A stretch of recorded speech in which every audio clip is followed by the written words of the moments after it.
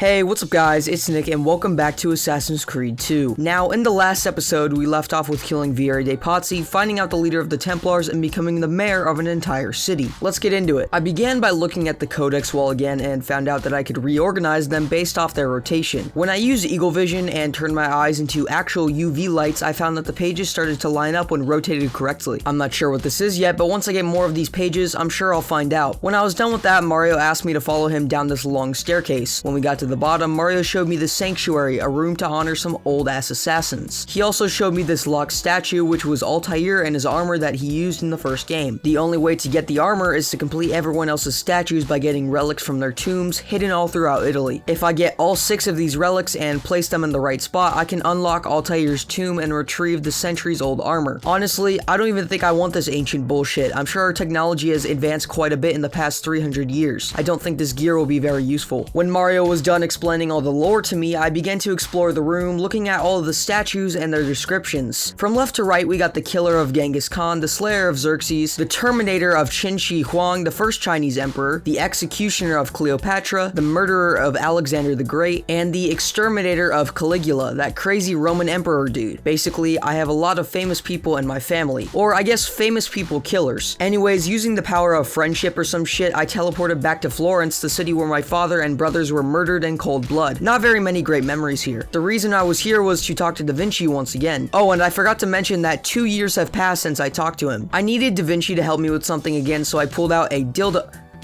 another codex page. He began to work on decoding the thing and concluded that there were a bunch of drawings on the page. After a bit, he made the thing in the drawings and gave it to me. Before I even knew what the thing was, I asked him where I could find a specific person who was nicknamed the Fox. So I guess we have to confront another one of those furries. Even though we were behind closed doors, Leonardo shut me up, signaling me to speak quieter. Who's gonna hear us, Leonardo? We're 500 years from bugging technology. I don't think I'm gonna get my head cut off for saying Fox. After my little meetup with Da Vinci, I found the Fox strolling around where Leonardo told me he would be. I then got my shit snatched by some thief and I chased after him all through town. When I caught up to him, I demanded he give me my money back and he wouldn't get my special treatment. This is when the Fox, La Volpe, appeared behind me. He wanted to be the cool, edgy bad boy of the school and spoke in a mysterious way. What a dreamboat. I don't think Ezio took much of a liking to him and had slight disgust on his face. I got right to business asking him about Francesco de Pazzi's whereabouts. If you need a little recap, Francesco is Vieri de Pazzi's father, and the reason I'm asking this old dude is because he knows everything that goes on in the city. I almost feel bad for Francesco though, because he's probably not in the best mental state currently. I mean, I did kind of just kill his son. Killing him on top of that is like an insult to injury. He told me where we could find clues to Francesco's location and told me to meet him there. He then gave me 1 minute to travel across the entire city, which was a bit excessive, but upon actually doing it, it was pretty doable. We met at this large church where Pazzi would be meeting with his people later. The way I would get into this meeting is through the catacombs, a series of tunnels under the city. The catacombs were actually very easy to get to because all I really had to do was twist this skull thing and down I went. Oh, what a delightful little place this is. Quite cozy. I began my journey into the catacombs, regretting my decision more and more with every step. Eventually, after a few minutes of figuring out puzzles, conversing with the bony residents of the catacombs, and descending into insanity, I found actual life. Unfortunately, they weren't too friendly to me, but the fact that there was civilization down here just warmed my heart. Now I know I'm not alone. I started to chase the guard that went looking for help, and he was much slower than me. Well, it was nice meeting you, man. After that, I found the meeting and, as promised, Francesco. Weirdly enough, he was hanging around with guys that probably crawled from their grave to attend the gathering. During their meeting, Rodrigo Borgia, the leader of the Templars, made an appearance. The strange thing is, Francesco seemed like he was having a grand old time at the meeting despite recent events. I guess Templars just don't give a fuck about their kids dying. At the meeting, they spoke about some event that would happen tomorrow, and I didn't really listen because I know I would just stop at shore anyways. After I eavesdropped on the guys, I kept exploring and found this tomb. Upon closer inspection, I found that the tomb belonged to Darius, the Persian guy that killed Xerxes. I was excited to see this and started to rob his grave, steal all of his shit around him, and take the seal of Darius. This is one of those things I could place in the statue that Mario showed me. After disturbing my ancient relative from his sleep and not even fixing the grave afterwards, I left the catacombs and found Volpe. I told him about the event that would be happening tomorrow, which even Ezio didn't know about. To be fair, at the meeting they didn't really discuss specifics, just how many weapons they had, the time, and the location. We concluded that there would be a shit ton of innocent killing annoying if I wasn't there, so we planned for Ezio to blend in with the crowd and stop whatever was about to happen. Before that though, I have more important matters to attend to. Suddenly, a catacomb icon showed up on my map and I went inside, finding a more polished version of the one before. This one looked like it actually had someone in the past 1,000 years, making sure it didn't rot to shit. I explored the Great Hall, and after many attempts at climbing to the top, I found yet another tomb. This one was of Iltani, the Babylonian that killed Alexander the Great. Of course, I completely disrespected her grave as well. Alive or dead, no one is safe from the wrath of Ezio. After that, I found the location that the Templars are talking about and found that the Medici family was there. The Medici family is a friend of the Auditore family, and this concerned me because this meant that the Templars were planning to hurt them, and they got fucked.